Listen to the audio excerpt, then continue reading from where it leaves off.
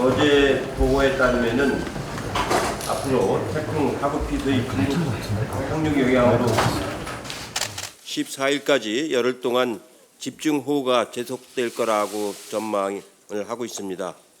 뒤로 갈수록 피해 규모가 커질 가능성이 있습니다. 취약 지역에서 사고가 날 가능성도 또 있습니다. 앞으로 일주일 한 열흘 동안 아주 만전을 기해서 사고를 예방하도록 당에서도 최선을 다하겠습니다. 이미 그 유명을 달리하신 분들도 있고 이재민이 많이 발생을 했습니다. 정부에서는 신속하게 가장 중요한 것은 빨리 대응하는 것입니다. 신속하게 대응을 해서 이재민들이 불편하지 않도록, 그리고 유명을 달리하신 분들의 기쁜 애도의 말씀을 드립니다.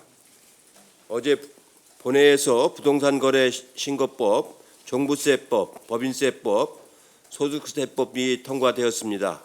정부도 수도권 주택공급 방안을 발표했습니다. 부동산 시장 안정을 위한 총력 대응이라고 하겠습니다. 이제 다주택 소유로 부동산 투기 소득을 올리던 시대에는 끝내야 합니다. 투기 목적의 다주택 소유는 그에 상응하는 세제로 모든 투기 소득이 환수되도록 하겠습니다.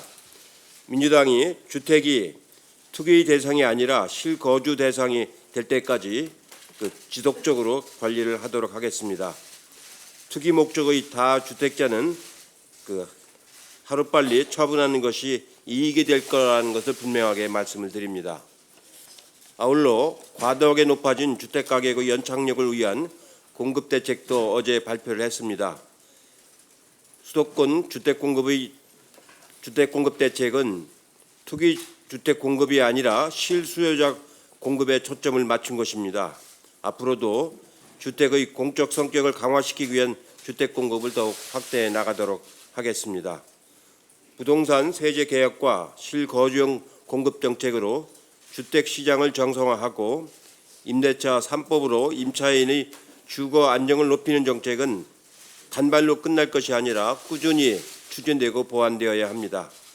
21대 국회 내내 민주당의 가장 핵심적인 정책으로 추진하도록 하겠습니다. 어제 공수처 후속 3법이 본회의를 통과했습니다. 공수처장도 인사청문회 대상이 되는 등 공수처 설치를 위한 법적 기반이 마련이 되었습니다. 최근 검언 유착을 둘러싸고 검찰 내부에서 벌어졌던 상황들은 공수처 설치가 검찰개혁의 핵심이라는 것을 잘 보여주는 사례입니다. 법의 뒤에 숨어서 무소 불의의 권력을 휘두르고 제19 감싸기를 자행했던 과거의 검찰은 이제 끝을 내야 합니다. 그러나 지난 7월 15일까지로 규정된 공수처 설치 법정 시한이 속절없이 늘어져서 현재는 위법 상태에 있습니다. 이는 전적으로 법률을 어기면서까지 추천위원을 선임하지 않는 통합당의 책임입니다. 민주당은 통합당이 이야기한 국회 탈법 상태와 공수처 출범 지연을 용인할 생각이 전혀 없습니다. 통합당은 늦어도 8월 국회 시작까지 추천위원을 선임하여 법적 책임을 다하시기 바랍니다. 그렇지 않으면 민주당은 공수처 출범을 위한 다른 대책을 세울 것을 분명하게 말씀을 드립니다. 저는 지난 공수처 설치법 제안부터 시작해서 지금까지 쭉 지켜봤는데 통합당이 왜 이렇게 잘못된 검찰의 관행을 감싸려고 하는지 도저히 이해할 수가 없습니다. 우리 사회에서 가장 한 번도 스스로 자정 노력을 안 했던 분야가 여러 분야가 있는데 그 중에서 가장 고질적인 분야가 이 검찰 분야입니다.